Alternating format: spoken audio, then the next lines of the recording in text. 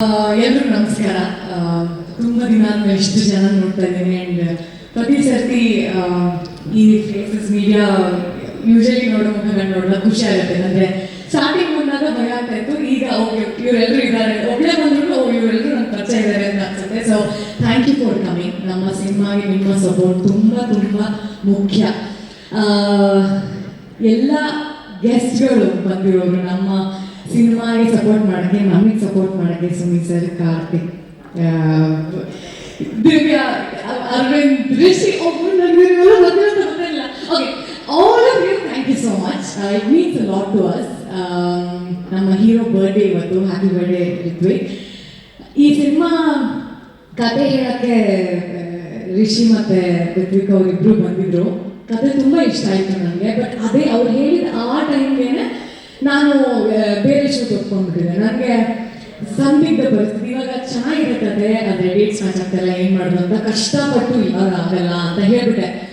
ಅದಾದ್ಮೇಲೆ ಅವರೆಲ್ಲ ನೋಡಿ ಅದು ಇದು ಅಂತ ಹೇಳಿದ್ರು, ಮುಂದೆ ಆಯಿತು, ಆಗಲೇ ಇಲ್ಲ, ತುಂಬ ಟೈಟ್ ಶೆಡ್ಯೂಲ್ ಆಗೋದು.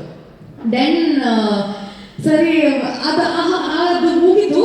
ಒಂದು ತಿಂಗಳು, ಒಂದೂವರೆ ತಿಂಗಳು, 2 ತಿಂಗಳು ಆಯಿತು ಅನಿಸುತ್ತೆ. ಇವ್ರುಗಳು ಪೋಸ್ಟ್ ಹಾಕಿದ್ರು, ಆಕ್ಟ್ರೆಸ್ ಹುಡುಕ್ತಾ ಇದ್ದೀವಿ ಅಂತ ಎಲ್ಲ. ನಾನು ಅವರ ನಂಬರ್ ಸೇವ್ ಆಗಿತ್ತಲ್ಲ ರಿಷಿ ಅವ್ರದ್ದು, ಅವ್ರ ಸ್ಟೋರಿಯಲ್ಲಿ ನೋಡಿದೆ ನಾನು. ಸೊ ನಾನು ನಾನು ಕಳಿಸಿದ್ನ ನಾನು ಶೇರ್ ಮಾಡ್ತೀನಿ, ಯಾರಾದ್ರೂ ಸಿಗ್ಬೋದೇನೋ ಅಂತ ಹೇಳಿ ನಾನು ಕಳಿಸಿ ನಾನು ಶೇರು ಮಾಡಿಬಿಟ್ಟೆ. ಸಿಗ್ತಾರೆ ಯಾರಾದ್ರೂ ಅಟ್ಲೀಸ್ಟು, ಬೇರೆಯವ್ರು ಸಿಗ್ಲಿ, ನನಗಂತೂ ಆಗಲಿಲ್ಲ ಅಂತ. ಅದಾದ್ಮೇಲೆ ಮತ್ತೆ ನಾನು ಯಾವುದೋ ಒಂದು ಇವೆಂಟ್ ಅಲ್ಲಿ ಚರಣ್ ಅವ್ರನ್ನ ಮೀಟ್ ಮಾಡಿದೆ. ಸೊ ನನಗೆ ಗೊತ್ತಿರಲಿಲ್ಲ ಇವ್ರು ಇನ್ನೂ ಆ ಕಾನ್ವರ್ಸೇಷನ್ ಮಾಡ್ತಾ ಇದ್ರು, ನಿಶಾಂತ್ ಸರ್ ಎಲ್ರು ಈ ಕಾನ್ವರ್ಸೇಷನ್ ಆಗ್ತಾನೆ ಇತ್ತು ಅಂತ. ಸೊ ಶರಣ್ ಅವರು ಈ ಥರ ಏನೇನು ಮಾಡ್ತಿದ್ದೀರ ಅಂತ ನನಗೆ ಕೇಳಿದ್ರು, ನೀವೇನು ಮಾಡ್ತಿದ್ದೀರ ಅಂತ ನಾನು ಕೇಳಿದೆ. ಸೊ ಅವರು ನಾನು ಈ ಥರ ಒಂದು ಮಾನವಿ ಅಂತ ಒಂದು ಸಿನಿಮಾ ಒಪ್ಕೊಂಡಿದ್ದೀನಿ. ಮಾನವಿ ನನಗೆ ಗೊತ್ತು, ಮಾನವಿ ಚೆನ್ನಾಗಿದೆ ಕತೆ, ಬಟ್ ಆಗಲ್ಲ ಶರಣ್ ಅಂತ ಹೇಳಿದಾಗ, ಅಯ್ಯೋ ಇನ್ನೂ ನೀವೇ ಬೇಕು ಅಂತ ಟ್ರೈ ಮಾಡ್ತಾ ಇದ್ದಾರೆ, ನಿಮ್ಗೇನೋ ಡೇಟ್ಸ್ ಇಲ್ಲ ಅಂತಲ್ಲ ಅಂತ. ಸೊ ನಾನು ಇಷ್ಟೆಲ್ಲ ಅಯ್ಯೋ ನನಗೆ ಅಷ್ಟು ಬಿಲ್ಡಪ್ ಏನಿಲ್ಲ, ಇವಾಗ ನಾನು ಮತ್ತೆ ಕತೆ ಕೇಳಬೇಕು. ಅವತ್ತು ಅನ್ಸಿತ್ತು ಚೆನ್ನಾಗಿದೆ ಅಂತ ಅನ್ಸಿತ್ತು. ಈಗ ಮತ್ತೆ ಕೇಳಿ ಹಂಗೆ ಅನ್ಸೋದು, ಒಪ್ಕೊಂಡ್ಬಿಟ್ಟು ಮಾಡೋಣ, ನೋಡೋಣ, ಡೇಟ್ಸ್ ಅವ್ರು ಮ್ಯಾನೇಜ್ ಮಾಡ್ಕೊಂಡ್ರೆ ಮಾಡ್ಕೊಳ್ತಾರೆ ಅಂತ. ಆಗ ಮತ್ತೆ ನಾನು ರಿಷಿಗೆ ಮೆಸೇಜ್ ಮಾಡಿ, ರಿಷಿಗೆ ಒಂದ್ಸತಿ ನನಗೆ ಕತೆ ಕೇಳೋಕ್ಕೆ ಇಷ್ಟ ಆಗುತ್ತಾ ಅಂತ. ದೆನ್ ಹಾಯ್, ನೀವು ಹಂಗೆ ಮುಗ ಮುಚ್ಕೊಂಡು ಕೂತ್ಕೊಂಡ್ರೆ ನಾನು ಯಾರಂತ ಗೊತ್ತಾ, ಹಾಯ್. ಸೊ ದೆನ್ ಅವರು ಮತ್ತೆ ಕತೆ ಹೇಳಿದ್ರು. ಅವತ್ತು ಎಷ್ಟು ಇಷ್ಟ ಆಯಿತು, ಸೆಕೆಂಡ್ ಟೈಮ್ ಇನ್ನೂ ಇಷ್ಟ ಆಯಿತು. ಬಿಕಾಸ್ ನಿಶಾಂತ್ ಸರ್ ಹೇಳ್ದಂಗೆ ರಿಷಿ ಅವರು ಒಂದ್ಸತಿ ಕತೆ ಹೇಳಕ್ಕೆ ಸ್ಟಾರ್ಟ್ ಮಾಡಿದ್ರೆ ಅಟೆನ್ಷನ್ ಎಲ್ಲೂ ಹೋಗಲ್ಲ, ಅಷ್ಟು ಚೆನ್ನಾಗಿ ಕತೆ ಹೇಳ್ತಾರೆ. ಅವತ್ತು ಅದನ್ನು ಮಾಡಿದ್ರು. ನಾನು ಐ ವಿಲ್ ಡೂ ಇಟ್ ಅಂತ ಆನ್ ಸ್ಪಾಟ್ ಹೇಳಿ, ಅದಾದ್ಮೇಲೆ ಡೇಟ್ಸ್ ನೀವೇ ಮ್ಯಾನೇಜ್ ಮಾಡ್ಬೇಕಾಯ್ತು. ಆಯ್ತು, ನೀವು ಯಾವ ಡೇಟ್ಸ್ ಹೇಳ್ತೀರೋ ಅದು ಮ್ಯಾನೇಜ್ ಮಾಡ್ಕೊಳ್ತೀವಿ ಅಂತ. ಸೊ ನನಗೆ ತುಂಬ ಸಪೋರ್ಟಿವ್ ಆಗಿ ನಿಶಾಂತ್ ಸರ್ ಆಗಿರ್ಬೋದು, ರಿಷಿ ಆಗಿರ್ಬೋದು, ತುಂಬ ಪೇಷಂಟ್ ಆಗಿ ಪ್ರೊಡಕ್ಷನ್ ಕಡೆಯಿಂದ, ಶಿಲ್ಪಾ ಮ್ಯಾಮ್ ವೆರಿ ಸಪೋರ್ಟಿವ್. ಹಾಗೆ ಶುರುವಾದಂತಹ ನನ್ನ ಜರ್ನಿ ವಿತ್ ಮಾನಿನಿ. ನನ್ನ ಹಣೆಯಲ್ಲಿ ಬರ್ದಿತ್ತು ಈ ಸಿನಿಮಾದಲ್ಲಿ ನಾನೇ ಮಾಡ್ಬೇಕಂತ. ಸೊ ಏನೋ ಹೇಳ್ತಾರಲ್ಲ, ದಾನೆ ದಾನೆ ಪೇ ಲಿಖಾ ಹೈ ತಾನೆ ವಾಲೋ ಕಾ ನಾಮ್ ಅಂತ. ದಿಸ್ ಇಸ್ ಮೈ ನನ್ನ ಊಟ ಇಲ್ಲಿ ಬರ್ದಿತ್ತು ಅನ್ಸುತ್ತೆ. ಸೊ ಹಂಗೆ ಸಿಕ್ಕಿದಂಥ ಸಿನಿಮಾ ನನಗೆ. ಈ ಸಿನಿಮಾ ಬಂದ ಮೇಲೆ ನನಗೆ ಎಂತೆಂಥ ಕಲಾವಿದರು ಇಲ್ಲಿ ಇದ್ದಾರೆ ಅನ್ನೋದು ಗೊತ್ತಾಯ್ತು ನನಗೆ. ಶಿವ ಸರ್ ಕೆಲಸ ನಾನು ಮೊದಲೇ ನೋಡಿದ್ದೆ, ಬಟ್ ಈ ಸಿನಿಮಾದಲ್ಲಿ ಅವ್ರ ವರ್ಕ್ ಅವ್ರ ಎಲ್ಲ ಸಿನಿಮಾಗಿಂತ ವಿಭಿನ್ನವಾಗಿದೆ. That is the thing. ನಾವು ಒಂದೊಂದು ಪ್ರಾಜೆಕ್ಟ್ ಇಂದ ಒಂದೊಂದು ವಿಭಿನ್ನವಾಗಿ ಏನೋ ಅಂತ ತಗೊಂಡು ಮಾಡ್ತಾ ಇರಬೇಕು. ನಮ್ಮ ಕೆಲಸ ನಮಗೆ ಇಷ್ಟ ಆಗ್ತಾ ಹೋಗ್ಬೇಕು, ವಿಭಿನ್ನ ಅನಿಸ್ಬೇಕು. ಹಾಗೆ ಅನ್ಸಿದಂಥ ಒಂದು ಕೆಲಸ ನನಗೆ ಶಿವು ಸರ್ ಅವ್ರದ್ದು. ಆ್ಯಂಡ್ ರಿತ್ವಿಕ್ ಅವರು ನನಗೆ ನನ್ನ ಕೋ ಆಕ್ಟರ್. ಇನ್ಫ್ಯಾಕ್ಟ್ ನಾನು ಅವ್ರ ಸೀರಿಯಲ್ಗಳನ್ನ ಅಷ್ಟು ನೋಡಿರಲಿಲ್ಲ. ಅಲ್ಲಿ ಇಲ್ಲಿ ನಮ್ಮ ತಾಯಿ ನೋಡ್ಬೇಕಾದ್ರೆ ನೋಡಿದ್ದು. ಬಟ್ ಪ್ರತಿ ಸರ್ತಿ ನೋಡಿದಾಗ್ಲೂ ನನಗೆ ಯಾವಾಗಲೂ ಅನಿಸಿತ್ತು, ಇವರು ಎಲ್ಲರಿಗಿಂತ ವಿಭಿನ್ನವಾಗಿ ಮಾಡ್ತಾರೆ. ಇದು ಯೂಶಲ್ ಆಕ್ಟಿಂಗ್ ಅಲ್ಲ, ಸೀರಿಯಲ್ಗೆ ನಾವು ಏನು ನೋಡ್ತೀವಿ ಆ ಥರದ್ದು ಇವ್ರೇನು ಮಾಡ್ತಾ ಇಲ್ಲ ಅನ್ನೋದು ಒಂದು ಅನ್ಸಿ ಹೋಗಿದ್ದಂಥದ್ದು ಉಂಟು. ಸೊ ನಾನು ನೋಡಿದ ಸೀರಿಯಲ್ ರಿಷಿ ಮತ್ತೆ ರಿತ್ವಿಕ್ ಮತ್ತೆ ರಿಷಿ ಅವ್ರ ಸೀರಿಯಲ್.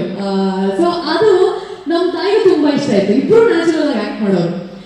ಹಾಗಾದ್ರೆ ಇವ್ರು ಮೀಟಿಂಗಲ್ಲಿ ನೋಡಿದ್ರೆ, ಮೀಟಿಂಗಲ್ಲೂ ನಾನು ಇವ್ರು ಏನು ಮಾತಾಡಿ ಒಂದು ಮಾತು ಆಡಿರಲಿಲ್ಲ. ಸೊ ನೆಕ್ಸ್ಟ್ ಸೆಟ್ಟಿಗೆ ಬಂದಾಗ ಅವ್ರ ಡೆಡಿಕೇಶನ್, ಅವ್ರ ಆಕ್ಟಿಂಗ್, ಅವ್ರ ಪರ್ಫಾರ್ಮೆನ್ಸ್, ಅಂದ್ರೆ ಅವ್ರದ್ದು 2 ವ್ಯಕ್ತಿತ್ವ, ಸ್ಪ್ಲಿಟ್ ಪರ್ಸನಾಲಿಟಿ ತರ ವರ್ಕ್ ಮಾಡ್ತಾರೆ. ಅವರು ಯೂಶುವಲ್ ಸೆಲ್ಫ್ ಅಲ್ಲಿ ಯಾರ ಜೊತೆನೂ ಮಾತಾಡಲ್ಲ, ತುಂಬಾ ಸೈಲೆಂಟ್ ಆಗಿರ್ತಾರೆ, ಅವ್ರ ಪಾಡಿಗೆ ಅವ್ರು ಇರ್ತಾರೆ.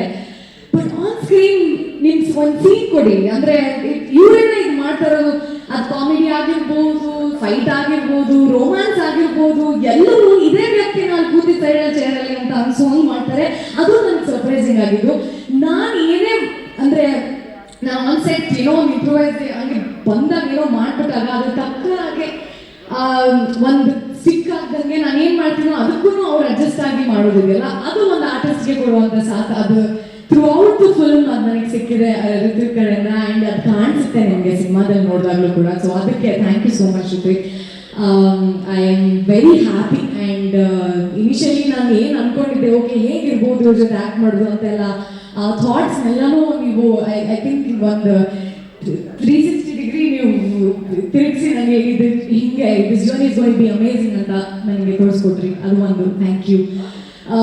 ಕಾಸ್ಟ್ಯೂಮ್ ಬಗ್ಗೆ ಹೇಳಬೇಕು. ನಾನು ಎಲ್ಲ ಇಷ್ಟು ಚೆನ್ನಾಗಿ ಕಾಣ್ತಾ ಇರೋದು ಆ ಮಂಗಳೂರಿನ ಎಸೆನ್ಸ್ನ ಮಂಗಳೂರು ಹುಡುಗಿನ ಮಾಡೋಕ್ಕೆ ಸಾಧ್ಯ. ನಮ್ಮ ವರ್ಷ ಎಷ್ಟು ಚೆನ್ನಾಗಿ ಆ ಕಲರ್ ಟೋನ್ ಇರ್ಬೋದು, ಈ ಪ್ರತಿಯೊಂದು ಹೇರ್ ಸ್ಟೈಲ್ ಇರ್ಬೋದು, ಆ ಚಿಕ್ಕ ಚೇನ್ ಏನೋ ಒಂದು ಹಾಕಿದ್ರು ಅದು ಇಲ್ಲ ಮಂಗಳೂರು ಹುಡುಗಿಯರು ಹಿಂಗೆ ಹಾಕಲ್ಲ, ಮಂಗಳೂರು ಹುಡುಗಿಯರು ಹೇರ್ ಸ್ಟೈಲ್ ಇರಲ್ಲ ಅಂತ ಒಂದು ಹಾಗೆ ಮಾಡಿದಂಥ ಏನೋ ಡೀಟೇಲಿಂಗ್ ಅಲ್ಲಿತ್ತು. ಅಫ್ಕೋರ್ಸ್ ಅದು ಶೂಸರ್ ಜೊತೆ ಎಲ್ಲ ಆ ಕಲರ್ ಕಾಂಬಿನೇಷನ್ ನೋಡ್ಕೊಂಡು ಮಾಡಿದ್ದಾರೆ ಅವರು.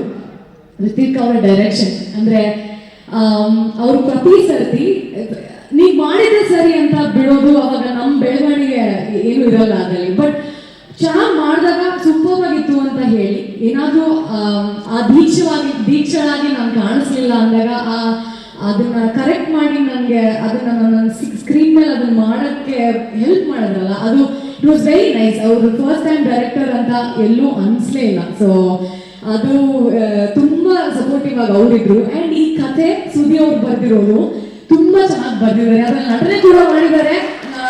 ಸೊ ಎಲ್ರಿಗೂ ನೋಡಕ್ ಸಿಗತ್ತೆ.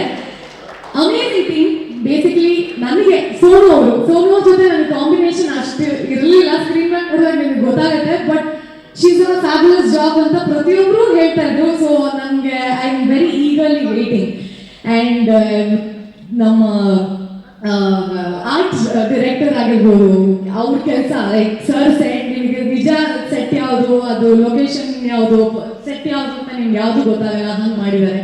So everybody, all the actors, ನನಗೆ ಒಬ್ಬೊಬ್ಬರನ್ನ ಹೇಳ್ತಾ ಹೋದ್ರೆ ಹಂಗೆ ಹೋಗುತ್ತೆ. ನಾನು ಮೇಕಪ್ ಆರ್ಟಿಸ್ಟ್ ಸಿದ್ದು ಅವರು ಸಂತು, ನನಗೆ ಅವರು ನಾನು ಏನೋ ಒಂದು ಮರೆತು ಹೇಳ್ಬಿಡ್ತೀನಿ ನಾನು ಅವ್ರಿಗೆ ಥ್ಯಾಂಕ್ ಮಾಡೋದು.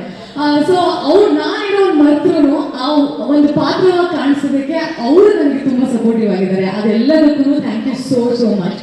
ದೀಕ್ಷಳ ಪಾತ್ರ ಅಂತ ಬಂದರೆ ಇವಳು ಏನು ಡಿಸೈಡ್ ಮಾಡ್ತಾಳೆ, ಏನು ಅನ್ಕೊಂಡು ಏನು ಮಾಡ್ತಾಳೆ ಅನ್ನೋದು ಅವಳಿಗೂ ಗೊತ್ತಿರಲ್ಲ. ಸೊ ಅಂಥದ್ದೊಂದು ಪಾತ್ರ. ಆ ಪಾತ್ರಕ್ಕೂ ಚೈತಳಿಗೂ ಅಜಗಜಾಂತರ ವ್ಯತ್ಯಾಸ. ನಾನು ವೆರಿ ಕ್ಯಾಲ್ಕುಲೇಟೆಡ್. ನಾನು ಹಿಂಗೆ ಇದೇ ಆಗಬೇಕು, ಈ ಟೈಮ್ಗೆ ಆಗಬೇಕು ಅಂತ ಯೋಚನೆ ಮಾಡಿ ಮಾಡುವಂಥವಳು. ಬಟ್ ದೀಕ್ಷಾ ಹಂಗೇನು ಅಲ್ಲ. She is very emotional, she is reactive. ಅಲ್ಲಿ ಏನು ಅನ್ಸುತ್ತೋ ಅದನ್ನ ಮಾಡುವಂಥವಳು. ಆ್ಯಂಡ್ ಯಾವುದಕ್ಕೂ ಏನೋ ಅನ್ಅಪಾಲಜೆಟಿಕ್ಲಿ ಶಿ ಲಿವ್ಸ್ ಹರ್ ಲೈಫ್. ಅವಳು ತಗೊಳ್ಳೋ ಡಿಸಿಷನ್ಸ್ನ ಹಿಂದೆ ಯೋಚನೆ ಮಾಡಿ ಸರಿ ತಪ್ಪ ಅಂತ ತೂಗಿದ್ರೆ ಅವಳ ಜೀವನನ ಅವಳು ನಡೆಸಿ, ಅವಳಿಗೆ ಅನ್ಸಿದ್ನ ಹೇಳಿ, ಅವಳಿಗೆ ಬೇಕಾದಂಗೆ ಬದುಕುವಂಥ ಒಂದು ಪಾತ್ರ.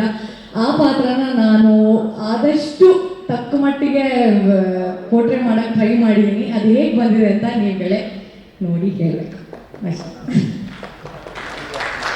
Thank you.